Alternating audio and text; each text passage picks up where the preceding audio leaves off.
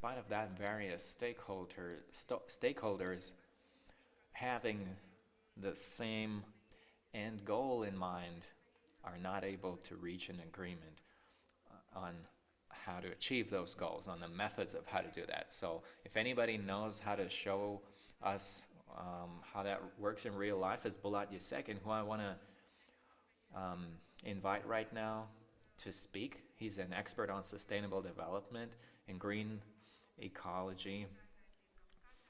He's a member of the Global Water Partnership of Central Asia and Caucasus. He's been doing this for many years, I think more than 20 years now, and I just want to pass him the floor. It's a lot of information to share, but I hope we are able to stick to our time schedule. Thank you very much. Good day, colleagues. I'm thankful to Gulsara for this invitation and the opportunity to tell you about this important and interesting topic, because preserving ecosystems and social partnership, I think those two subjects are key nowadays. It's not only my opinion. If you look at the reports of the World Economic Forum and other important organizations, I have 60 slides and not a lot of time, so I'll speak quickly. And on my next slide is my work experience. Now it's not clicking. Okay. So what I wanted to really say is that my whole professional life has been devoted to this subject, and my main conclusion is that nothing is changing, and even more, it's getting worse. So we're seeing that generally across the planet by our indicators. We're seeing that where we live, throughout the years of our country's independence, we've only had a growing number of emissions and degraded land. Cities are getting polluted. We're in Almaty right now, and pollution is not decreasing in spite of the copious programs and the budget and enforcement from the ministry. So something is wrong, and what exactly? That's kind of my main point in what can really be done for things to change. Now, I've spent more than 14 or 15 years representing Kazakhstan in the UN for sustainable development, and we've prepared various reports on how Kazakhstan and Central Asia are adhering to standards of sustainable development, and we've written instructions and recipes with experts together. We've presented this at the Rio Plus 20 summit, where the head of the delegation unfortunately had to leave, and I was entrusted with conveying the recommendations. We talked about the Green Bridge, which we believe would be able to help the government, which didn't have the capacity to solve these problems. And there are my personal formulations, the summit resolutions, the Johannesburg summit and the Rio Plus 20. And we hope those would work, but it seems like they're not working. And let me tell you about the importance and value of ecosystems. Now, here's a picture of fishermen fishing for sturgeon in the Aral Sea before the disaster. Now, ecosystems, of course, are still talked about in UN reports, and they have a surface approach. They talk about how much wood, how much berries are gathered. It's not about just wood and fish ecosystems, okay? So to talk about the real cost of ecosystems, which the main function of which is to support biological life on Earth, and the parameters that we live in is actually just pressure, temperature, humidity, humidity exchange, The fruitfulness of soil, that's not done by humans, that's done by ecosystems, and we don't notice that. It's just like a healthy person doesn't notice that they're breathing air. But all of that is degrading, and humanity has been talking about this topic for more than 20 years now. Now, this slide, it's not the last slide, also pretty important. This shows that humanity has already overstepped its boundaries that are acceptable today on Earth for ecosystems to be sustainable in maintaining life and productively just sustaining life on Earth. This shows really well that we've already overstepped this even more, especially with the climate, but the biggest violation was against biodiversity, and this includes ecosystem services. And in the report of the World Economic Forum of last year, over 1 million kinds of animals and plants are endangered. Not even ancient ones, but current ones are endangered. And how do we feel about that? How do you see this? Over 1 million species are endangered. I don't think we see it at all. In no way. We don't perceive that in no way at all. Neither business, nor regular people, nor environmental specialists, the government. We don't really care about that. And so the question is, why don't we notice what's there to support our life? Why don't we value it, and why do we trample it into the ground?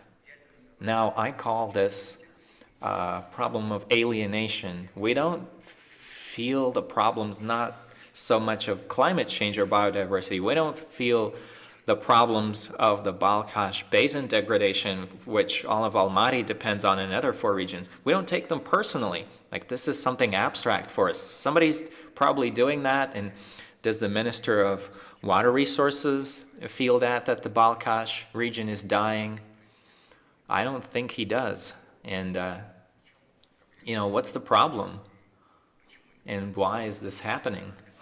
So the forecast of growth thresholds in 1972, it's actually coming to life.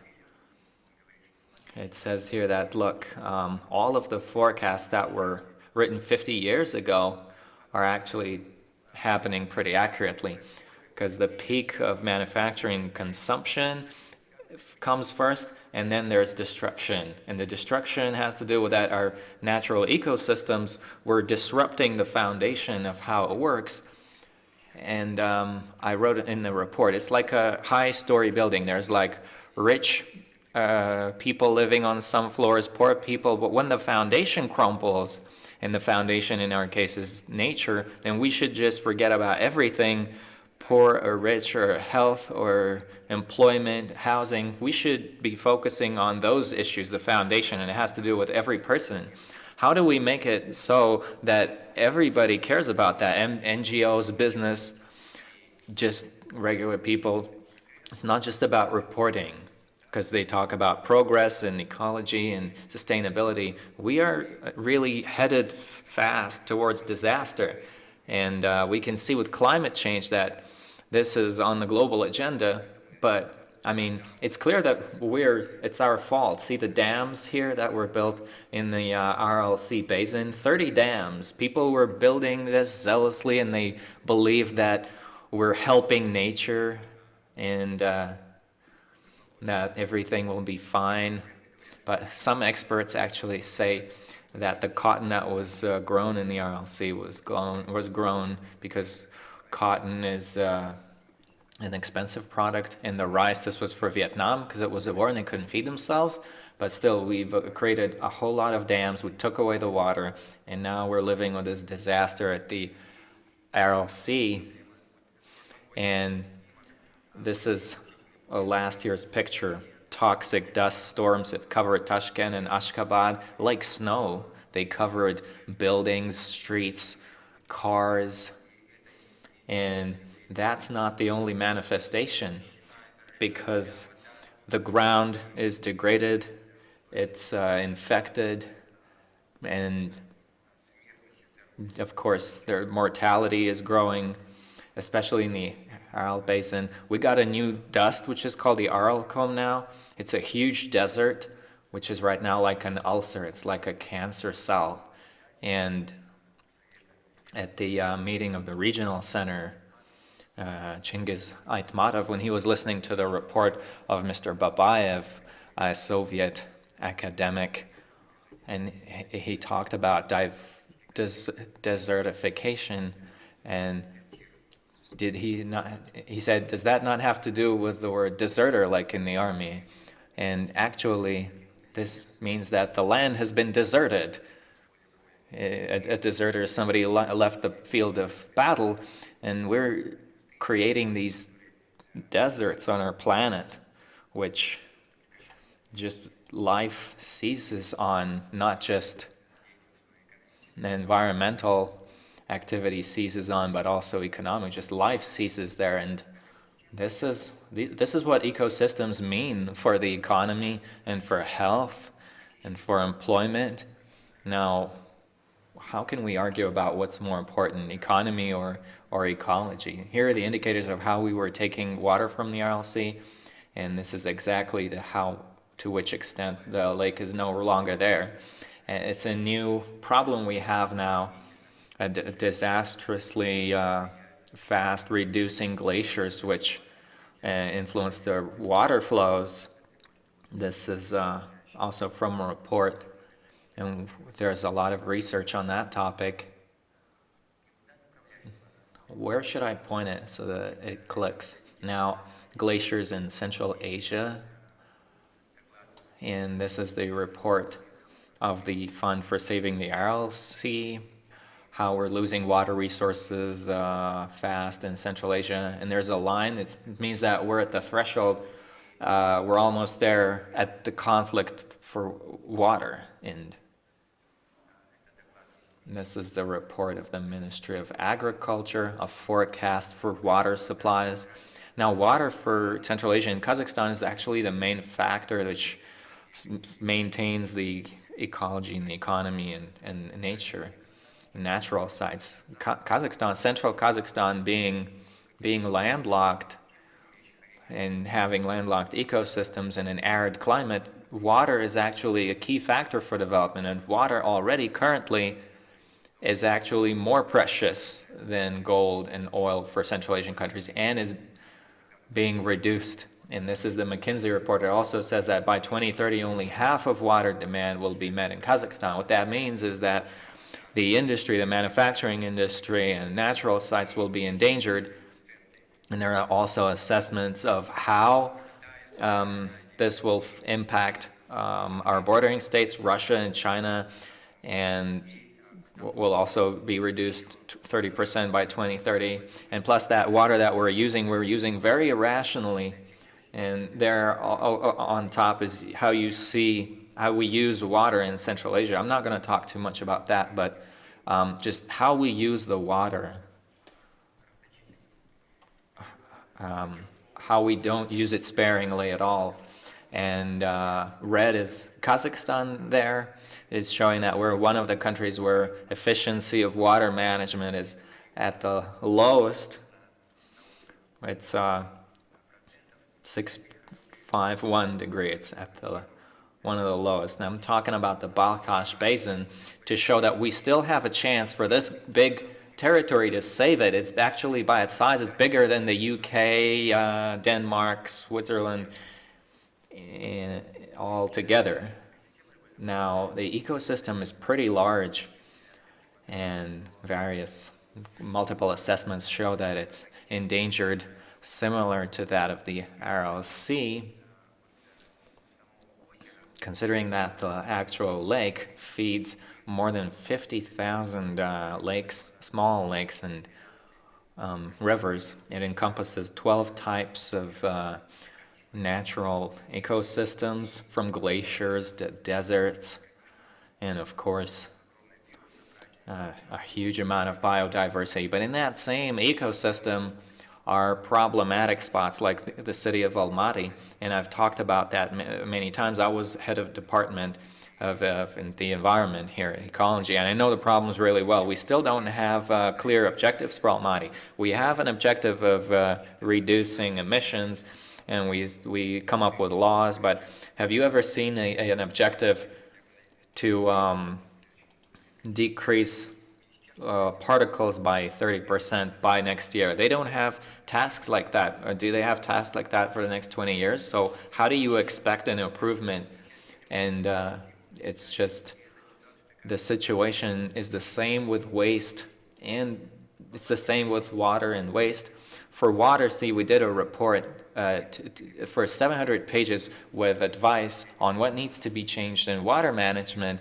We talked about all the tools, monitoring, funding, and standards. Now the cost of a box of matches for compared to irrigation water, one box of matches is 30 tons of water. Will they use water meters? Will they save water? Will they use it sparingly? Will investors go there if that's the impact from their investments? And that's in the Balkhash Basin. And McKinsey is saying that by 2030 there will be a deficit of 1.9 billion cubic meters in the Aral.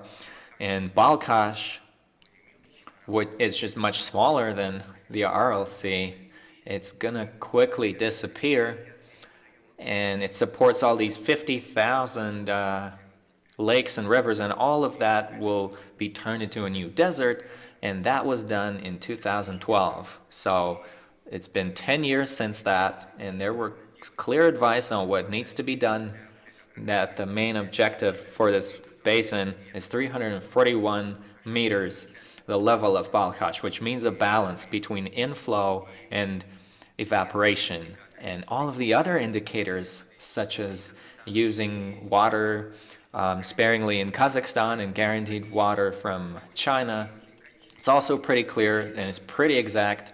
We even counted where we can save that water on changing our crops, on the river deltas. And McKinsey even counted how much that would cost, each of those lines of development.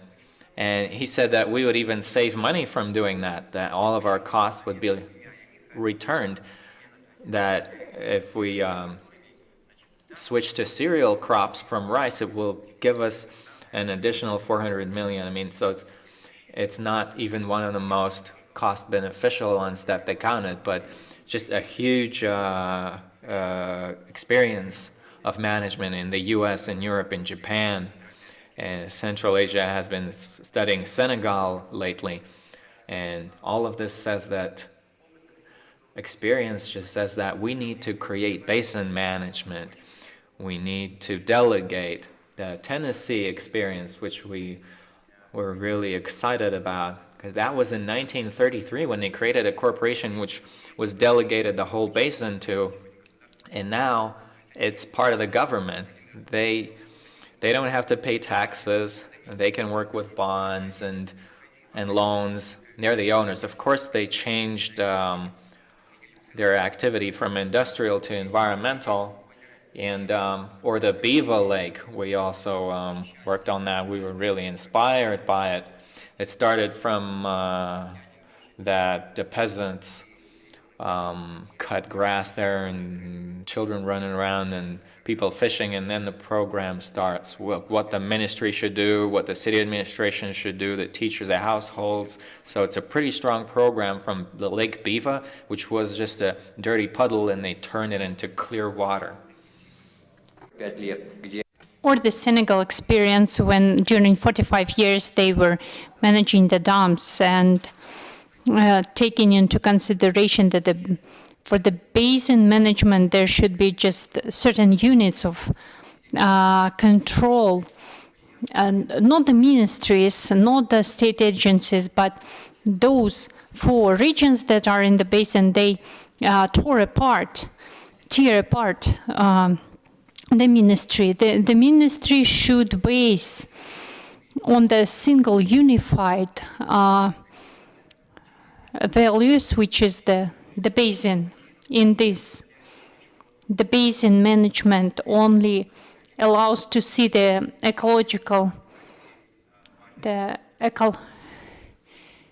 ecological. How can a person living in a flat know that the foundation of the house needs some restoring or renovation? He or she wouldn't know. That is why here it is so important, and the person has responsibility for his or her activity. We say that the relevant agency, here it is passed on by the Congress of USA, Congress and government regime of management. We suggest basin social corporation approach, which means that it is a social and a corporation as an investor, that will have fish, organic food from Balkhash, environment. Everything will change, and the behavior of people too. If I'm financially independent and these shares go to my children, of course I won't allow anybody to bring the pollution to this region. So we should become responsible for the land we're living on. These are the actions divided between the state, the Akimats, the agriculture. The Minister of Energy told me that I know. So I'm here to give energy because I need to give energy. This is an order by the government. So the Minister of Finances on the first of our conferences in 1995, when I told him that there is an opportunity to take some co-financing, he told me, you know, the ruble in my pocket is more important than 100 rubles in your pocket. So this is the issue of involving people through shares, through this motivation, and it will change the behavior of people. And the corporation is free. It can issue some obligations, some shares, and it will be easier to use these tools than the tools that we have now. We won't wait for the negotiations to be prolonged when we, like negotiations we have on Ural, on Balkhash and other right now. That is why this is a plan that was put forward with this quantity indicators. We even talked to farm owners. How would they agree for the 14 GE per liter for this cost? But 10 years have passed. And this plan also foresees for the loss of water in Almaty. For example, very often people wash their cars with drinking water. So this is digitalization. We localized it with this map. You can see how this our Turan tiger on Balkhash. We of course need some parks, and we will need water for this, and we will need again the energy efficiency in terms of water, in terms of other resources, and we will see how much is the atom station, nuclear station needed at Balkhash. We then will see what is the overall plan, and our attitude will change because nobody will lobby any kind of decision. In 2007, we had a decree by the government. It was revolutionary. It said that the management system we have now, it cannot allow us to solve the issues of the basin. It was on the short-term basis, and we need a long-term. So in Balkhash line basin, Unfortunately, it didn't work because one decree cannot only work. Now we talk about the importance of law on Balkhash, but we have a limit in time. We have lost 10 years. And on the partnership, we had a lot of reports of the World Bank, of UN, when they say that we cannot be partners, like here we have 13 or 14 billion. They say that there is huge potential, not only economic, but also social, ecological. So we need to consider these things, and we need to have such experiment. We said that the main condition for the implementation of plan is transmission for the basin governance or basin management. So the state agency that can rule the water, the soil resources, the financial part, of course. This transmission to the basin management, it allows to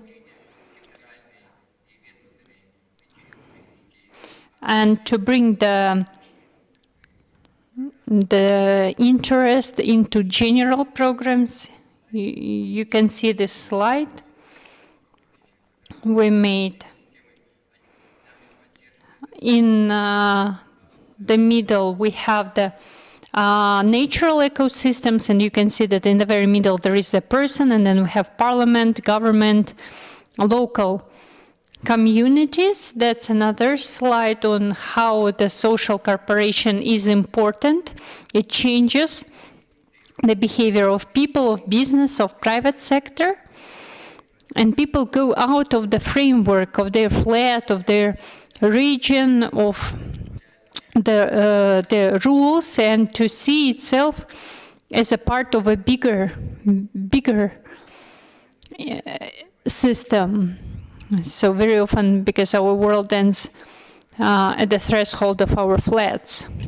And again, I want to emphasize the reports by UN that we are losing. We are losing the interaction between people and environment. That's what I said. We don't see ourselves responsible for this. 67% of people voted last year that going out of COVID pandemic should be in a green way. We will have, of course, this presentation put on the website. So we need to bring in this model, and it is not new in the world. We need to bring more social component to it. We need some expert advice on Balkhash legislation. We don't have time anymore. We lost 10 years. The law that was written in 2000, it should be updated. It should be amended.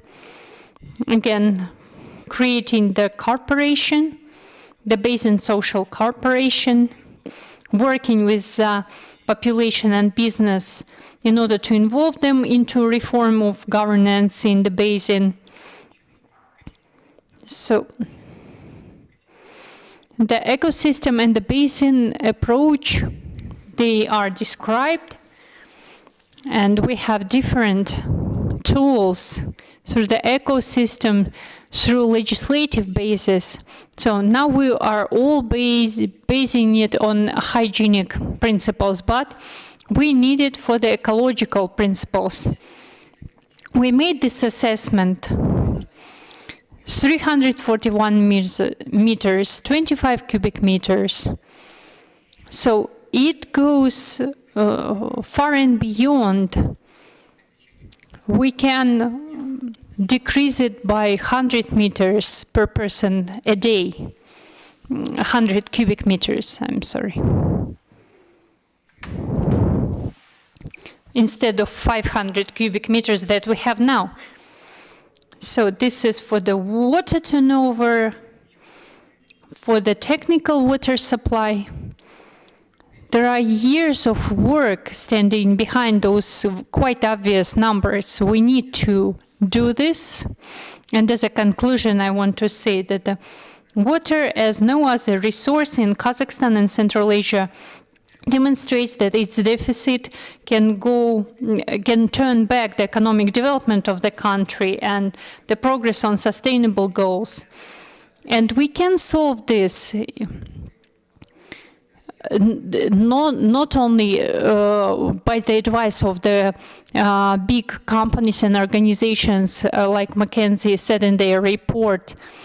They were supporting us, they were looking at the numbers, and 10 years ago they were very much inspired because they know the potential.